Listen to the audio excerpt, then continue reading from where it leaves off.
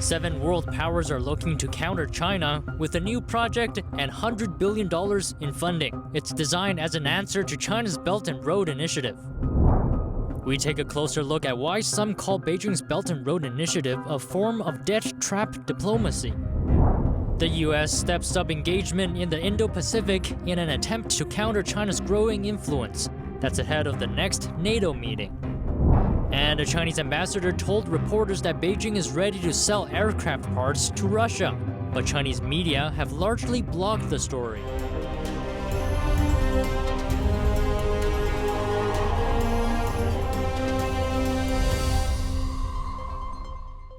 Welcome to China in Focus. I'm Don Ma, sitting in for Tiffany Meyer today. The world's 7 richest democracies are now planning a new way to counter China. G7 member nations announced a global infrastructure program over the weekend alongside $100 billion in funding. It aims to counter Beijing's Belt and Road Initiative. That's the Chinese initiative known for handing out huge loans to less developed countries in the name of boosting infrastructure. NTD's Jessica Beatty has more. Leaders of the G7 group announced an infrastructure program Sunday at a summit in Germany. It's called the Partnership for Global Infrastructure and Investment. Collectively, we aim to mobilize nearly $600 billion from the G7 by 2027. President Biden said the United States would contribute $200 billion over 5 years. He said the funds would support projects in low and middle income countries that help tackle climate issues, as well as improve global health, gender equity, and digital infrastructure. I want to be clear. This isn't aid or charity. It's an investment that will deliver returns for everyone, including the American people and the people of all our nations. Europe pledged over $300 billion for the program. European Commission President Ursula von der Leyen said the program would build a sustainable alternative to China's Belt and Road Initiative. To show the world that democracies, when they work together, provide the single best path to deliver results for our people and people all over the world. Chinese Communist Party leader Xi Jinping launched his Belt and Road Initiative in 2013. It established global trade links through building railways, ports, highways, and other infrastructure projects. Critics of the BRI call it a form of debt trap diplomacy, saddling developing nations with high debt. If they can't pay China back, then they risk having to hand over strategic infrastructure and resources to Beijing. Biden said the G7's new program is a chance for democracies to share their positive vision for the future. Because when democracies demonstrate what we can do, all that we have to offer, I have no doubt that we'll win the competition every time. The G7 summit's also focusing on steps to stabilize global energy markets. Jessica Beatty, NTD News. Now we know what the U.S. plans to contribute. Exactly how much money did the Chinese Communist Party invest in other countries through its Belt and Road Initiative? According to the Chinese Commerce Ministry in 2021, Chinese enterprises invested about $20 billion in 57 countries through the initiative.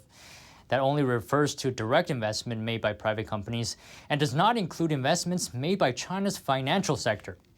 What's more, U.S.-based research lab Aid Data reports a much bigger number. It estimates Chinese investment made through the Belt and Road totaled as much as $843 billion in recent years. China's Belt and Road Initiative has been labeled a form of debt trap diplomacy. Western officials have long argued that the initiative benefits China more than the receiving countries. Why is that?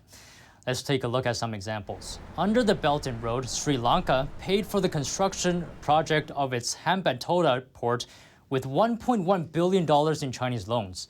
But the port failed to generate revenue, so when Sri Lanka couldn't pay back its loan, it was forced to hand over the port and 15,000 acres of land around it to China on a 99-year lease. In 2018, then Vice President Mike Pence cited fears that the Hambantota port could be used as a military base for China's growing naval power, saying China used debt diplomacy to extend its influence. The terms of the loans are opaque at best, and the benefits flow to Beijing. Another example is Pakistan, which experts fear is following in Sri Lanka's footsteps. Pakistan tops the list of recipient countries of the Belt and Road with assistance from China worth $27.3 billion. Beijing's flagship project in the country is the China-Pakistan Economic Corridor. The road connects China with the Gwadar port near Pakistan's largest city. The port is currently on a 40-year lease to China. It greatly increases China's accessibility to the Middle East and will likely allow Beijing to increase its naval presence in the Indian Ocean and the Persian Gulf. Chinese officials say that Belt and Road projects are business ventures, not aid. Most lending is on commercial terms, and the details are often kept secret. Chinese Communist Party leader Xi Jinping proposed the Belt and Road Infrastructure Initiative in 2013. Since then, the project has influenced more than half of the world's population. That's according to Chinese state media outlet Global Times. The outlet has published a series of stories on how the project is growing globally. One example, its cross-continental train service. The route plays an important role in enhancing trade between China and Europe, including the automotive sector. According to Global Times, the China-Europe freight train service has transported 15 billion yuan worth of imported and exported vehicles since 2017. That's an estimated value of over $2 billion. Driven by the trend, many Chinese tech companies have opened factories in Poland, Hungary, the Netherlands, and other locations in Europe in recent years. From 2016 to 2021, the annual number of China-Europe freight trains increased from a little less than 2,000 to over 15,000. And the annual value of goods transported increased ninefold. The Global Times cited a Chinese trader as saying cargo train shipping from Hamburg port in Germany to Ningbo port in China takes just 18 days and has a similar cost to ocean freight shipping. Pacific Islands occupy a key place for Beijing's Belt and Road Initiative. China has quietly rolled out projects in the region in recent years, but now the playing field may have started to shift. Let's take a look. More top U.S. officials are expected to visit Pacific Island countries. That's what White House Indo-Pacific Coordinator Kurt Campbell said Thursday. Washington is stepping up its engagement in the strategically critical region, an attempt to counter Beijing. China is boosting economic, military, and security links with Pacific Island nations hungry for foreign investment. Just last month, Chinese Foreign Minister Wang Yi paid a visit to 10 Pacific nations, endorsing an agreement which would have greatly increased the Chinese Communist regime's influence in the region. Campbell explained that sovereignty is a key aspect in the Pacific region, and that any initiative that compromises or calls into question that sovereignty, I think we would have concerns with. Beijing's long arm was highlighted by its security pact with the Solomon Islands this year, raising concerns of a Chinese naval base being established close to Australia. Campbell added that the U.S. needs more diplomatic facilities across the Pacific region, especially with island nations that receive lesser attention. He acknowledged that Washington had not always sufficiently taken the needs of islanders into account. That's after some Indo-Pacific countries lamented what they've described as lacking economic engagement from the U.S. Many of these nations count China as their top trading partner. The Indo-Pacific region has become the latest tug-of-war between the U.S. and China. Its location holds important military significance. It started back in 2018 when the idea of setting up a Pearl Maritime Road initiative between China and Tonga was brought onto the table. The project proposal was seen as an extension of the Belt and Road Initiative into the Southwest Pacific. And on another front, European fashion brand H&M has closed its flagship Shanghai store. It marks the brand's latest closure in China due to a slump in demand and backlash for refusing to use Xinjiang cotton. The three-story building in downtown Shanghai was boarded up on Friday with its signage H&M gone. H&M expressed concerns about allegations of forced labor in the Xinjiang region that came into light in 2021. Its products remain unavailable on major Chinese e-commerce sites like Tmall, JD.com. UN experts and human rights groups estimate over 1 million people have been detained in a vast system of camps in China's western Xinjiang region. The detainees are mainly Uyghurs and other Muslim minorities. Many former inmates have said they were subject to ideological indoctrination and abuse in the camps. New details on the China-Russia relationship. Beijing is prepared to supply Moscow with aircraft parts through channels that can avoid U.S. sanctions. That's according to what the Chinese ambassador to Moscow told the Russian news agency. The diplomat Zhang Hanhui said, quote, "We are ready to supply components to Russia. Airlines are currently addressing it. They have certain channels. There are no restrictions from the Chinese side." But Zhang didn't give details on what he referred to as certain channels. Zhang's remarks weren't published by any official Chinese media. Chinese news portal NetEase was the only outlet that covered the story, but it was removed soon after being published. Earlier in March, Washington warned Beijing not to use the business opportunities created by Western sanctions against Russia. As part of a raft of sanctions, Western countries banned the export, lease, and supply of aircraft and components to Russia in February. In response, Russia seized the foreign aircraft leased by airlines. Multiple attorneys general petitioned the Supreme Court concerning citizens' right to religious freedom. They asked the court to reconsider a ruling on harassment of Falun Gong practitioners, calling it an issue of national importance. Here's more. 23 attorneys general filed a multi-state amicus brief with the U.S. Supreme Court, upholding the right to religious freedom in the United States.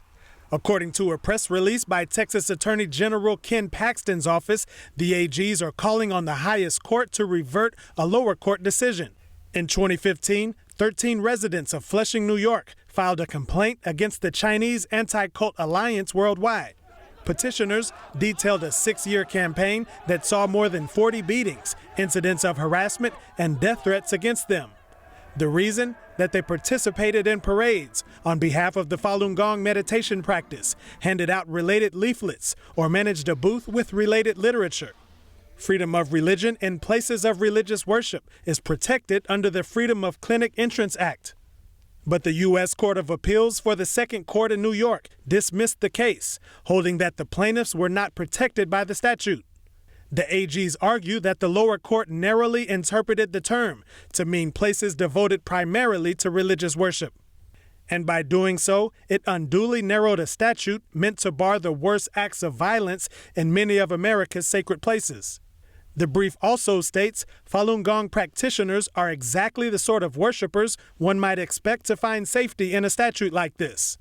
The AGs therefore found the ruling wrong on an issue of national importance that stands at the center of our constitutional tradition. Falun Gong is a spiritual practice that originated in China, but that has been persecuted by the Chinese Communist Party since 1999. In 2021 alone, over 10,000 cases of harassment and 6,000 arrests linked to the practice have been reported in mainland China. Now we'd like to take a moment to address a frequently asked question from our viewers. Why YouTube demonetized our channel? We never got a specific answer from YouTube, even after we repeatedly appealed the demonetization. Here's what we did get. A notice that a channel associated with our account was flagged for serious violations of YouTube monetization policies. We don't know what YouTube policy we allegedly violated, and it's not just our channel. All other channels run by NTD have also been demonetized, including the ones that broadcast Chinese language programming. And that's all for today's China in Focus on YouTube. We're now sharing a shortened version of our program here after being demonetized for more than a year. Here's what's coming up in our second half. The 25-year anniversary is around the corner of when Britain returned Hong Kong to Beijing rule. To mark the occasion, the last British governor of Hong Kong has a piece of unusual advice for the city's incoming leader. That's as the Chinese Communist Party appears to be interpreting the history books in its own way. And the US-China standoff. How serious has it really become? The Chinese Communist Party shares its take through an extensive article. Presenting the heritage of traditional Chinese martial arts, promoting martial ethics, and reviving the true tradition. The 2022 NTD International Traditional Chinese Martial Arts Competition preliminaries will be held in New York and Taiwan. On August 28th, the finals will be broadcast live online worldwide. Registration hotline 188-477-9228. For more information, please visit martialarts.ntdtv.com.